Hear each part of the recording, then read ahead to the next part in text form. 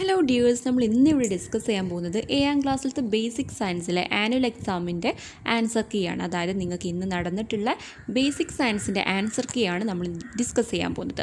അപ്പോൾ ഇവിടെ കുറച്ച് നിർദ്ദേശങ്ങളൊക്കെ കൊടുത്തിട്ടുണ്ട്. അതായത് 15 മിനിറ്റ് കൂൾ ഓഫ് ടൈം ഉണ്ട്. ആ ഒരു ടൈമിൽ നിങ്ങൾ ക്വസ്റ്റ്യൻസ് ഒക്കെ നന്നായിട്ട് വായിച്ച് നോക്കണം.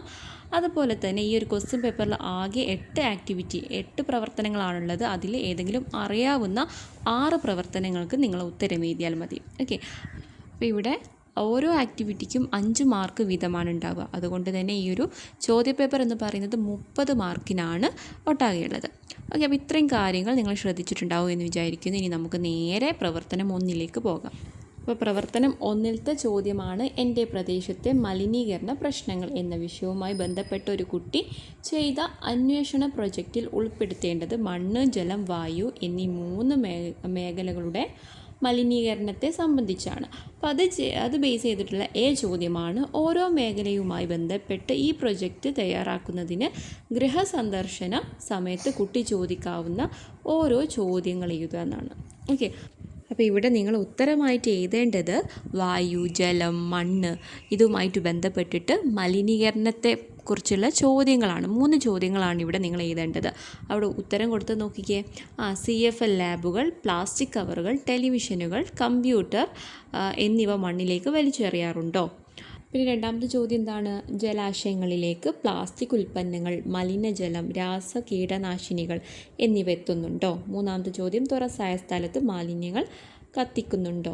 അപ്പം ഇങ്ങനെ ഏതെങ്കിലും 3 ചോദ്യങ്ങൾ നിങ്ങൾ തയ്യാറാക്കിയാൽ മതി. ഇവിടെ നിങ്ങൾക്ക് 3 മാർക്കാണ് ലഭിക്കുക. ഇങ്ങനെ തന്നെ എഴുതണമെന്നില്ല. നിങ്ങൾക്ക് ഇഷ്ടമുള്ള രീതിയിൽ വീടുകളിൽ നിന്നുള്ള മാലിന്യം ജലസ്രോതസ്സുകളിലേക്ക് പോകുന്നുണ്ടോ, അങ്ങനെ എന്തെങ്കിലും ഒരു പൊല്യൂഷനുമായിട്ട് ബന്ധപ്പെട്ട് മലിനീകരണവുമായിട്ട് ബന്ധപ്പെട്ടിട്ട് 3 ചോദ്യങ്ങൾ എഴുതിയാൽ നിങ്ങൾക്ക് ഇവിടെ 3 മാർക്ക് ലഭിക്കും. ഇനി ബി ചോദ്യമാണ്, മാലിന്യമുക്ത ഹരിത വിദ്യാലയമാക്കി മാറ്റുന്നതിന് ഏറ്റെടുക്കേണ്ട 2 പ്രവർത്തനങ്ങൾ എഴുതാനാണ് രണ്ടാമത്തെ ചോദ്യം എന്ന് പറയുന്നത്. അപ്പോൾ ഇവിടുത്തെ ഉത്തരം നിങ്ങൾ എഴുതേണ്ടത്, 1 നിങ്ങൾക്ക് ഉച്ചഭക്ഷണ മാലിന്യ നിർമ്മാർജ്ജനം എഴുതാം, അതേപോലെ ജൈവ വൈവിധ്യ ഉദ്യാന നിർമ്മാണം. അപ്പോൾ ഇതിൽ ഏതെങ്കിലും ഈ 2 എണ്ണമൊക്കെ നിങ്ങൾക്ക് എഴുതിയാൽ 1 മാർക്കാണ് ഇവിടെ ലഭിക്കുന്നത്. ഇനി സി ചോദ്യമാണ്, ഹരിത കർമ്മസേന നിർവഹിക്കുന്ന 2 സേവനങ്ങൾ എഴുതാനാണ്. ഏതൊക്കെയാണ് ഹരിത കർമ്മസേന നിർവഹിക്കുന്ന 2 സേവനങ്ങൾ എന്ന് പറയുന്നത്? ഒന്നാമത്തത് അജൈവ മാലിന്യങ്ങളെ സംസ്കരണ കേന്ദ്രങ്ങളിലേക്ക് എത്തിക്കുന്നുണ്ട്. അതേപോലെ തന്നെ എല്ലാ വീടുകളിലും സ്ഥാപനങ്ങളിലും നിശ്ചിത ഇടവേളകളിൽ വൃത്തിയാക്കിയ അജൈവ മാലിന്യം തരംതിരിച്ച് ശേഖരിക്കുന്നുണ്ട്. പിന്നെ വേണമെങ്കിൽ വീടുകളിലൊക്കെ ബോധവൽക്കരണം നടത്തുന്നുണ്ടല്ലേ, ഈ ഒരു പൊല്യൂഷനെക്കുറിച്ച്, മലിനീകരണത്തെക്കുറിച്ചൊക്കെ ബോധവൽക്കരണം നടത്തുന്നുണ്ട്. ഏതെങ്കിലും ഇവിടെ ഇതേപോലെ 2 പോയിൻ്റ് എഴുതുകയാണെങ്കിൽ 1 മാർക്കാണ് ലഭിക്കുന്നത്. അപ്പോൾ നിങ്ങൾക്ക് ഇവിടുത്തെ ഈ ഒരു ആക്ടിവിറ്റീൻ്റെ മാർക്ക് ഡിസ്ട്രിബ്യൂഷൻ മനസ്സിലായല്ലോ. എ ചോദ്യത്തിന് 3 മാർക്ക്, ബി ചോദ്യത്തിന് 1 മാർക്ക്, സി ചോദ്യത്തിന് 1 മാർക്കാണ്. ഇനി രണ്ടാമത്തെ പ്രവർത്തനത്തിലേക്ക് പോകാം. അപ്പോൾ രണ്ടാമത്തെ പ്രവർത്തനം പറയുന്നതിന് മുമ്പ് നിങ്ങൾക്ക് എങ്ങനെയുണ്ടായിരുന്നു എക്സാം എന്നൊക്കെ നിങ്ങൾ കമൻറ്റ് ചെയ്യുക കേട്ടോ. ഈസി ആയിരുന്നോ, ടഫ് ആണെന്നൊക്കെ നിങ്ങളൊന്ന് കമൻറ്റ് ചെയ്യാം. ഇനി രണ്ടാമത്തെ പ്രവർത്തനം നോക്കിക്കേ. ഒരു കുട്ടി ചെയ്ത പരീക്ഷണത്തിൻ്റെ ഫലം രേഖപ്പെടുത്തിയ പട്ടിക പരിശോധിക്കുക. ഗ്ലാസ് 1 ജലത്തിലേക്ക് തേൻ ഒഴിച്ചപ്പോൾ അത് ജലത്തിൽ ലയിച്ചു ചേർന്നു. ഗ്ലാസ് 2 ജലത്തിലേക്ക് തേൻ ഒഴിച്ചപ്പോൾ അടിത്തട്ടിൽ അടിഞ്ഞുകൂടി. ഇനി ഗ്ലാസ് 1 കാര്യമാണ്, കോട്ടൺ തുണി തേനിൽ മുക്കി കത്തിച്ചപ്പോൾ പൊട്ടലും ചീറ്റലും ഉണ്ടായി. രണ്ടാമത്തെ ഗ്ലാസ്സിൽ കോട്ടൺ തുണി തേനിൽ മുക്കി കത്തിച്ചപ്പോൾ നന്നായി കത്തുകയുണ്ടായി. ഇനി ഒന്നാമത്തെ ഗ്ലാസ്സാണ്, തേൻ ചേർത്ത ജലത്തിൽ രുചി വ്യത്യാസമുണ്ട്. രണ്ടാമത്തെ ഗ്ലാസ്സിൽ തേൻ ചേർത്ത ജലത്തിൽ രുചി വ്യത്യാസമില്ല. അപ്പോൾ ചോദ്യമാണ്, ഏതു ഗ്ലാസ്സിലെ തേനിനാണ് ഗുണനിലവാരമുള്ളത്? നിങ്ങളുടെ അഭിപ്രായത്തെ സമർത്ഥിക്കുക. അപ്പോൾ ഇവിടെ മുകളിൽ കൊടുത്തത് അതിൻ്റെ ഉത്തരമാണ്. നോക്കിക്കേ, ഏത് ഗ്ലാസ്സിലെ തേനാണ് ഗുണനിലവാരമുള്ളത്? രണ്ടാമത്തെ ഗ്ലാസ്സിലെ തേനിനാണ് ഗുണനിലവാരമുള്ളത്. അപ്പോൾ ഒന്നും കൂടെ ഒന്ന് എക്സ്പ്ലെയിൻ ചെയ്യാൻ പറഞ്ഞിട്ടുണ്ട്. നമുക്ക് എന്ത് ചെയ്താം? ശുദ്ധമായ തേന് വെള്ളത്തിൽ അലിഞ്ഞു ചേരില്ല. അതേപോലെ ശുദ്ധമായ തേനിൽ മുക്കിയ തുണി കത്തിക്കുമ്പോൾ പൊട്ടിത്തെറി ശബ്ദമുണ്ടാകില്ല. പിന്നെ ജലത്തിൽ ഒഴിച്ചാൽ അടിത്തട്ടിൽ അടിയുന്നു. അപ്പോൾ ഇത്രയും കാരണങ്ങൾ കണ്ടാൽ നമുക്ക് മനസ്സിലാക്കാം അത് ശുദ്ധമായിട്ടുള്ള തേനാണെന്ന്. ഓക്കെ, ഇതൊക്കെ നമ്മളുടെ ആ ഒരു ക്ലാസ്സിൽ തന്നെ പറഞ്ഞിട്ടുണ്ടായിരുന്നു. നിങ്ങളുടെ ടെക്സ്റ്റ് ബുക്കിൽ ഇത് വ്യക്തമായിട്ട് പറഞ്ഞിട്ടുണ്ട്. അപ്പോൾ എങ്ങനെയാണ് ആ ശുദ്ധമായിട്ടുള്ള തേന് വേർതിരിച്ച് മനസ്സിലാക്കുക എന്നുള്ളതാണ് ഇവിടെ പറഞ്ഞത്. ഓക്കെ, അപ്പോൾ ഇതിന് 1 മാർക്കാണ് ലഭിക്കുന്നത്. ഇനി ബി ചോദ്യമാണ്, മഞ്ഞൾപ്പൊടിയിൽ മായം ചേർത്തിട്ടുണ്ടോ എന്ന് കണ്ടെത്തുന്നതിനൊരു പരീക്ഷണം രൂപകൽപ്പന ചെയ്യുക. അപ്പോൾ ഇതിൻ്റെ ആൻസറാണ് മുകളിൽ കൊടുത്തത്. നോക്കിക്കേ, 1 ഗ്ലാസ് ടംബ്ലറിൽ കുറച്ച് ജലമെടുത്ത് അതിൽ ഒരു നുള്ളു മഞ്ഞൾപ്പൊടി വിതറുക. കൃത്രിമ നിറം ചേർത്തിട്ടുണ്ടെങ്കിൽ നിറം താഴേക്ക് പടരും, ഇല്ലെങ്കിൽ നിറം ഇളകാതെ മഞ്ഞൾപ്പൊടി താഴേക്ക് അടിയും. അപ്പോൾ ഈ ഒരു പരീക്ഷണം നിങ്ങൾ ടെക്സ്റ്റ് ബുക്കിൽ പറയുന്നുണ്ട്. അപ്പോൾ ഒരു ഗ്ലാസ് എടുക്കുക, അതിൽ കുറച്ച് വെള്ളം എടുത്തിട്ട് അതിലൊരു നുള്ളു മഞ്ഞൾപ്പൊടി വിതറുക. അപ്പോൾ കൃത്യമായിട്ടുള്ള നിറം ചേർത്തിട്ടുണ്ടെങ്കിൽ അത് ആ വെള്ളത്തിലിങ്ങനെ പടരാൻ തുടങ്ങും, അല്ലെങ്കിൽ ആ മഞ്ഞൾപ്പൊടി താഴേക്ക് അടിഞ്ഞു കൂടും. അപ്പോൾ ഇങ്ങനെയാണ് ഇതിൻ്റെ ഉത്തരം എഴുതേണ്ടത്. ഇനി ഇവിടുത്തെ സി ചോദ്യമാണ്, ആഹാര വസ്തുക്കളിൽ അവയോട് സാദൃശ്യമുള്ളത് ചേർക്കുന്നതും മായം ചേർക്കലാണ്. മറ്റെന്തെല്ലാം കാര്യങ്ങൾ മായം ചേർക്കലിൽ ഉൾപ്പെടുമെന്ന് എഴുതുക. ഓക്കെ, മറ്റെന്തെല്ലാം കാര്യങ്ങളാണ്? അപ്പോൾ അതിൻ്റെ ഉത്തരമാണ് തൊട്ട് മുകളിൽ കൊടുത്തത്. സി നോക്കിക്കുക, ഒന്നാമത്തത് ഗുണനിലവാരമില്ലാത്ത വസ്തുക്കൾ കലർത്തുന്നത്. അതേപോലെ രണ്ടാമത്തെ പോയിൻറ്റ് ഗുണമേന്മയുള്ള ഘടകങ്ങൾ നീക്കം ചെയ്യുന്നത്.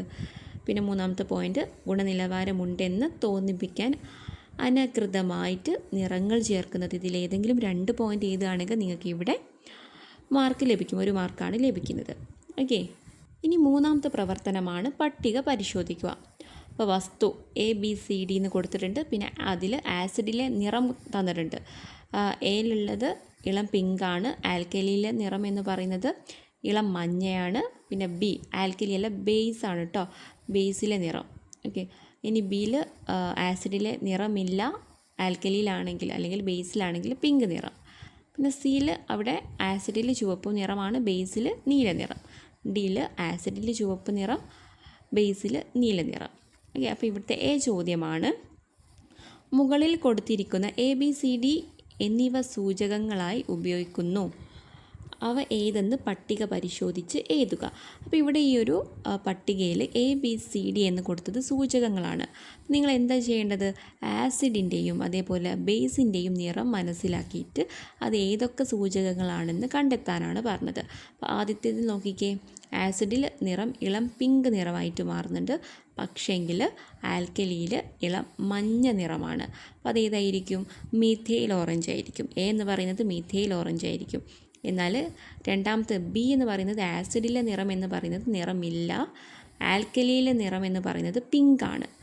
ബി എന്ന് പറയുന്നത് അവിടെ ഫിനോഫ്തലിനാണ്. ഓക്കെ, ആൽക്കലിയിൽ അല്ലെങ്കിൽ ബേസിൽ പിങ്ക് നിറം എന്ന് പറയുന്നത് അത് ഫിനോഫ്തലിനാണ്. പിന്നെ സി ആസിഡിൽ ചുവപ്പ് നിറമാണ്, എന്നാൽ ആൽക്കലിയിലാണെങ്കിൽ അതിന് നീല നിറവുമാണ്. അപ്പോൾ ഇവിടെ ഇത് ഏത് സൂചകമാണ്? നീല ലിറ്റ്മസ് പേപ്പറാണ്. നീല ലിറ്റ്മസ് പേപ്പർ ആസിഡിൽ ചുവപ്പ് നിറമായിരിക്കും, ആൽക്കലിയിൽ നീല നിറം തന്നെ.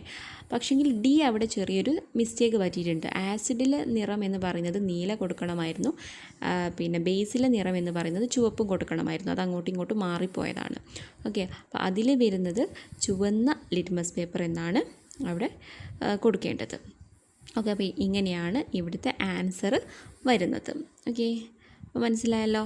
അപ്പോൾ ഇത് കറക്റ്റായിട്ട് നിങ്ങൾ എഴുതുകയാണെങ്കിൽ ഈ ഒരു പട്ടികയ്ക്ക് നിങ്ങൾക്ക് 2 മാർക്കാണ് ലഭിക്കുന്നത്. ഇനി ബി ചോദ്യമാണ്, 2 പ്രകൃതിദത്ത സൂചകങ്ങളുടെ പേരും അവയ്ക്ക് ആസിഡിലും ആൽക്കലിയിലും അല്ലെങ്കിൽ ബേസിലും ഉണ്ടാകുന്ന നിറമാറ്റം എഴുതാനാണ് പറഞ്ഞിട്ടുള്ളത്.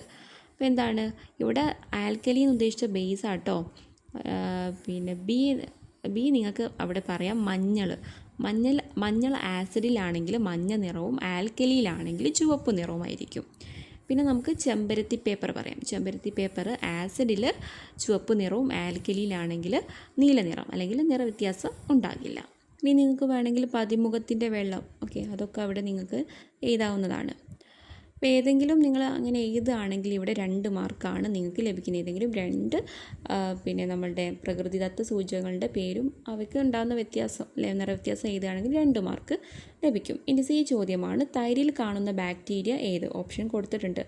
Lactobacillus, B coliform, C rhizobium. ഏതാണ് കറക്റ്റ്? എ ആണ് കറക്റ്റായിട്ടുള്ള ആൻസർ. ലാക്ടോബാസിലസ് ആണ് തൈരിൽ കാണപ്പെടുന്ന ബാക്ടീരിയ എന്ന് പറയുന്നത്. ഇനി അടുത്ത പ്രവർത്തനമാണ് പ്രവർത്തനം 4.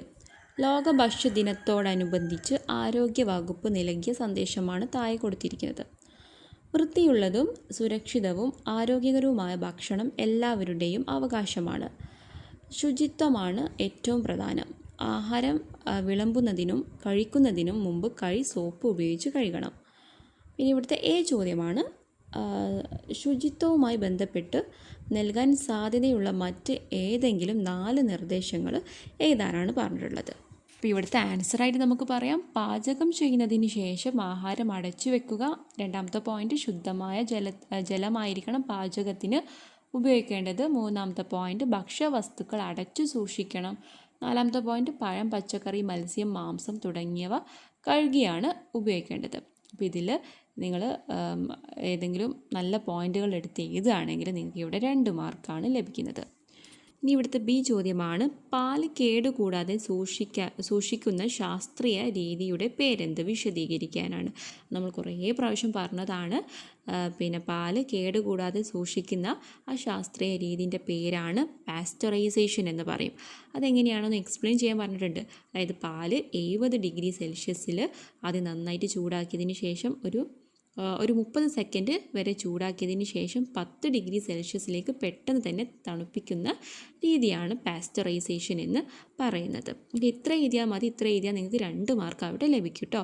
ഇനി സി ചോദ്യമാണ്, മത്സ്യം കേടുകൂടാതിരിക്കാൻ ഉപയോഗിക്കുന്ന ഐസ് ദീർഘനേരം അലിഞ്ഞു പോകാതിരിക്കാൻ ചേർക്കുന്ന രാസവസ്തു ഏതാണ്? ഓപ്ഷൻ അവിടെ കൊടുത്തിട്ടുണ്ട്. എ അമോണിയം ക്ലോറൈഡ് ആണോ? ബി അമോണിയം ഹൈഡ്രോക്സൈഡ് ആണോ? സി അലൂമിനിയം ഹൈഡ്രോക്സൈഡ് ആണോ? ഏതാണ് ആൻസർ? ഏതാണ്? എ ആണ്, അമോണിയം ക്ലോറൈഡ് ആണ് ആൻസറായിട്ട് വരുന്നത്.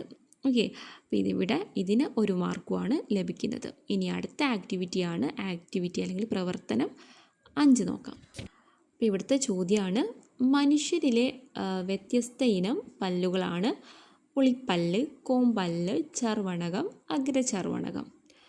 അത് ബേസ് ചെയ്തിട്ടുള്ള ചോദ്യമാണ്, ഇതിൽ സസ്യഭോജികൾക്ക് ആവശ്യമില്ലാത്തത് ഏതാണ്? സസ്യഭോജികൾ എന്ന് പറയുമ്പോൾ എന്താണ്? ഈ ഇലകളും അതേപോലെ തന്നെ ചെടികളൊക്കെ ഭക്ഷിക്കുന്ന ജീവികൾക്കാണ് നമ്മൾ സസ്യഭോജികൾ എന്ന് പറയുന്നത്. അവർക്ക് ആവശ്യമില്ലാത്ത പല്ല് ഇതിലേതാണ്? ഉത്തരം എന്ന് പറയുന്നത് കോമ്പല്ലാണ്. കാരണം ഈ കോമ്പല്ല് പ്രധാനമായിട്ടും ഉപയോഗിക്കുന്നത് മാംസഭോജികളാണ്. അതായത് ഈ ഇറച്ചിയൊക്കെ കഴിക്കുന്ന ജീവികൾക്കാണ് ഈ ഒരു കോമ്പല്ല് അധികമായിട്ട് ഉപയോഗിക്കുന്നത്. കാരണം ഇറച്ചിയൊക്കെ കടിച്ച് കീറാൻ വേണ്ടിയിട്ട്. അതുകൊണ്ട് സസ്യഭോജികൾക്ക് ആ ഒരു പല്ലിൻ്റെ ആവശ്യമില്ല. ഇനി ബി ചോദ്യമാണ്, ആഹാരത്തിന് ആമാശയത്തിൽ വെച്ച് നടക്കുന്ന മാറ്റങ്ങൾ എന്തെല്ലാമാണ് അവിടെ പോയിൻ്റായിട്ട് കൊടുത്തിട്ടുണ്ട്. നോക്കിക്കേ, 4 മണിക്കൂർ മുതൽ 5 മണിക്കൂർ വരെ തങ്ങി നിൽക്കും. അതേപോലെ രണ്ടാമത്തെ പോയിന്റ്, ആമാശയഭിത്തിയുടെ ചലനം മൂലം ആഹാരം കുഴമ്പ് രൂപത്തിലാകുന്നുണ്ട്. പിന്നെ മൂന്നാമത്തെ പോയിന്റ്, ആമാശയരസം ദഹനത്തെ സുഗമമാക്കുന്നുണ്ട്. നാലാമത്തെ പോയിന്റ്, മാംസ്യത്തിൻ്റെ ദഹനത്തെ സഹായിക്കാനും രോഗാണുക്കളെ നശിപ്പിക്കാനും ആമാശയം ഉൽപ്പാദിപ്പിക്കുന്ന ഹൈഡ്രോക്ലോറിക് ആസിഡ് സഹായിക്കുന്നു. അപ്പോൾ ഈ ഇത്രയും 4 പോയിന്റിൽ ഏതെങ്കിലും 2 എഴുതിയാൽ മതി. ഏറ്റവും എളുപ്പമുള്ള പോയിന്റ് എന്തൊക്കെയാണ്? ആമാശയരസം ദഹനത്തെ സുഗമമാക്കുന്നു എഴുതാം. അല്ലെങ്കിൽ ആഹാരം അല്ലേ, അതായത് ആമാശയഭിത്തിയുടെ ചലനം മൂലം ആഹാരം കുഴമ്പ് പരുവത്തിലാകുന്നു. അപ്പോൾ ഇതിലേതെങ്കിലും 2 എഴുതിയാൽ നിങ്ങൾക്ക് ഇവിടെ 2 മാർക്ക് ലഭിക്കും.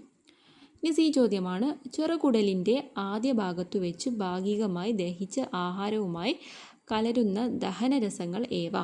ഇവ ഉൽപ്പാദിപ്പിക്കുന്ന ദഹന ഗ്രന്ഥികൾ ഏവ?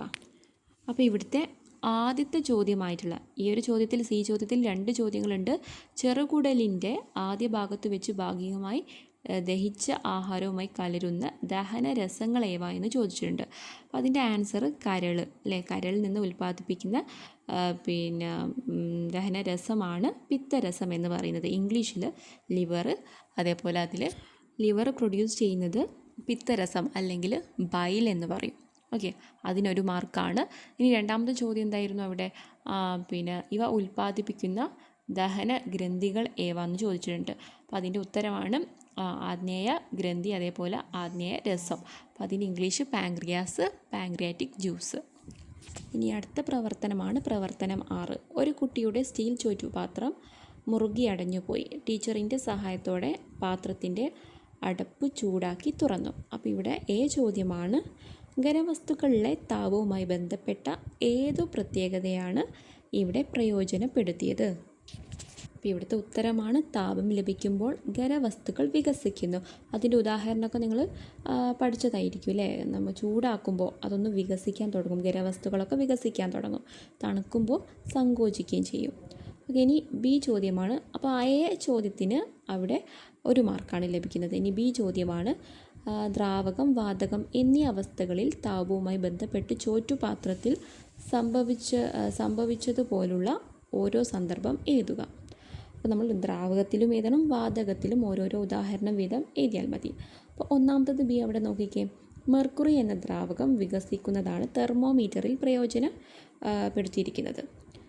ഇനി രണ്ടാമത്തെ പോയിന്റ്, കരക്കാറ്റും കടൽക്കാറ്റും വാതകങ്ങളുടെ താപീയ വികാസമാണ്. അപ്പോൾ ഇതിൽ 2 എക്സാമ്പിൾ നിങ്ങൾ എഴുതിയാൽ മതി. ഇനി ഇവിടുത്തെ സി ചോദ്യമാണ്. പാത്രം മുഴുവനായി ചൂടാക്കാതെ അടപ്പ് മാത്രം ചൂടാക്കിയതിൻ്റെ കാരണമെന്ത്? അതിൻ്റെ ഉത്തരമാണ് തൊട്ട് മുകളിൽ കൊടുത്തത്. പാത്രത്തിൻ്റെ അടപ്പ് ചൂടാക്കുമ്പോൾ അതുമാത്രം വികസിക്കുകയും പെട്ടെന്ന് തുറക്കാനും കഴിയുന്നു. എന്നാൽ പാത്രം മൊത്തത്തിൽ ചൂടാക്കിയാൽ അടപ്പിനൊപ്പം പാത്രവും വികസിക്കുകയും തുറക്കാൻ കഴിയാതെ വരികയും ചെയ്യും.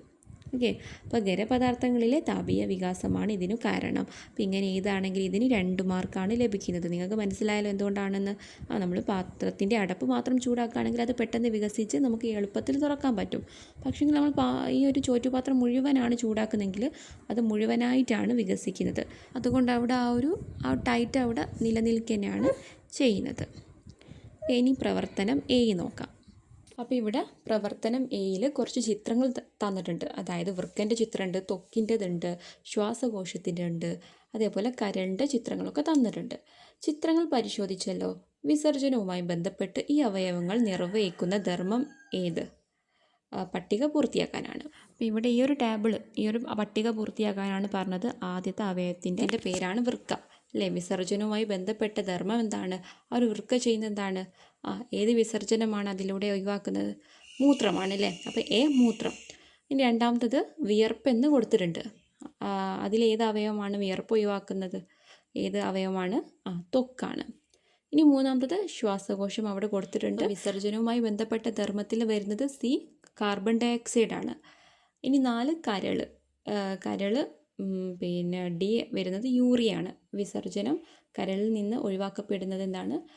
യൂറിയാണ്. അപ്പോൾ ഇങ്ങനെയാണ് ഈ ഒരു ടേബിൾ കംപ്ലീറ്റ് ആക്കേണ്ടത്, ഈ പട്ടിക കംപ്ലീറ്റ് ആക്കേണ്ടത്. ഇങ്ങനെ എഴുതുകയാണെങ്കിൽ നിങ്ങൾക്ക് 2 മാർക്കാണ് ഇവിടെ ലഭിക്കുന്നത്. ഇനി ബി ചോദ്യമാണ്. വൃക്കകളുടെ ആരോഗ്യം സംരക്ഷിക്കുന്നതിന് എന്തെല്ലാം കാര്യങ്ങൾ ശ്രദ്ധിക്കണം? അവിടെ ബി നോക്കിക്കേ, പോയിൻ്റായിട്ട് കൊടുത്തിട്ടുണ്ട്. ഉപ്പിൻ്റെ അമിത ഉപയോഗം കുറയ്ക്കണം. അതേപോലെ തന്നെ രണ്ടാമത്തെ പോയിന്റ് പുകവലി, മദ്യപാനം എന്നിവ ഒഴിവാക്കണം. മൂന്നാമത്തെ പോയിന്റ് കൃത്രിമ പാനീയങ്ങളുടെ അമിത ഉപയോഗം കുറയ്ക്കുക. 4ാമത്തെ പോയിന്റ് ഒരു ദിവസം ഏകദേശം 12 ഗ്ലാസ് വെള്ളം കുടിക്കുക. അപ്പോൾ ഇതിൽ ഏതെങ്കിലും 2 പോയിന്റ് എടുത്ത് എഴുതുകയാണെങ്കിൽ നിങ്ങൾക്ക് 2 മാർക്ക് ലഭിക്കും. ഇനി സി ചോദ്യമാണ്. ശാരീരിക പ്രവർത്തനങ്ങളെ നിയന്ത്രിക്കുകയും ഏകോപിപ്പിക്കുകയും ചെയ്യുന്നത് ഏതു അവയവ വ്യവസ്ഥയാണ്? ഏതാണത്? നാഡീ വ്യവസ്ഥയാണ്. ഇംഗ്ലീഷിൽ അതിനെ നെർവസ് സിസ്റ്റം എന്ന് പറയും. ഇനി ലാസ്റ്റ് ആക്ടിവിറ്റിയാണ് പ്രവർത്തനം 8. എ ചോദ്യമാണ്. സൂര്യപ്രകാശം ചന്ദ്രനിൽ പതിക്കുന്ന ഭാഗത്തിൻ്റെ പകുതി ഭാഗം ഭൂമിയിൽ നിന്ന് കാണുമ്പോൾ എന്തായിരിക്കും ദൃശ്യമാകുന്നത്? അതിൽ എ ആണ്. ഓപ്ഷൻസ് കൊടുത്തിട്ടുണ്ട്. എ, ആ ദിവസം പൗർണമി ആയിരിക്കും. ബി, ആ ദിവസം സൂര്യാസ്തമയ സമയത്ത് അർദ്ധചന്ദ്രനായിരിക്കും. സി, ആ ദിവസം അമാവാസിയായിരിക്കും. ഡി, ആ ദിവസം ചെറിയ ചന്ദ്രകല കാണും. അപ്പോൾ ആൻസർ എന്താണ്? ആൻസർ ബി ആണ്. അതായത് ആ ദിവസം സൂര്യാസ്തമയ സമയത്ത് അർദ്ധചന്ദ്രനായിരിക്കും. അപ്പോൾ ഇവിടെ ചോദ്യത്തിൽ തന്നെ വളരെ വ്യക്തമായിട്ട് പറഞ്ഞിട്ടുണ്ട്. സൂര്യപ്രകാശം ചന്ദ്രനിൽ പതിക്കുന്ന ഭാഗത്തിൻ്റെ പകുതി ഭാഗമാണ് ഭൂമിയിൽ നിന്ന് കാണുന്നതെങ്കിൽ ആ ഒരു സൂര്യാസ്തമയ സമയത്ത് അർദ്ധചന്ദ്രനായിരിക്കും നമുക്ക് കാണാൻ പറ്റുന്നത്. ഇനി ബി ചോദ്യമാണ്. ചന്ദ്രൻ്റെ വൃദ്ധിക്കും ക്ഷയത്തിനും കാരണമെന്ത്? ആൻസറാണ് ചന്ദ്രൻ്റെ പരിക്രമണത്തിൻ്റെ ഫലമായി ചന്ദ്രൻ്റെ പ്രകാശിത ഭാഗവും നിഴൽ ഭാഗവും ഭൂമിയിൽ നിന്നും കാണുന്നതിൻ്റെ വ്യത്യാസം മൂലമാണ് വൃതിക്ഷയം ഉണ്ടാകുന്നത്. അപ്പോൾ ഇങ്ങനെ എഴുതുകയാണെങ്കിൽ ഇവിടെ 2 മാർക്കാണ് നിങ്ങൾക്ക് ലഭിക്കുന്നത്. ഇനി സി ചോദ്യമാണ്. ചന്ദ്രൻ്റെ ഒരു ഭാഗം മാത്രമാണ് ഭൂമിക്ക് അഭിമുഖമായി വരുന്നത്. കാരണമെന്ത്? കാരണം എന്താണ്? പരിക്രമണവും ഭ്രമണവും ഒരേ സമയം നടക്കുന്നതിനാലാണ്. അതായത് ചന്ദ്രൻ്റെ ഒരു ഭാഗം മാത്രം ഭൂമിയിൽ നിന്ന് നമുക്ക് നോക്കുമ്പോൾ കാണാൻ പറ്റുന്നതിൻ്റെ റീസൺ എന്ന് പറയുന്നത്, ഒരു ഭാഗം മാത്രം കാണുന്നതിൻ്റെ റീസണാണ് റവല്യൂഷനും അതേപോലെ റൊട്ടേഷനും പിന്നെ ഒരുപോലെ നടക്കുന്നത് കൊണ്ടാണ്.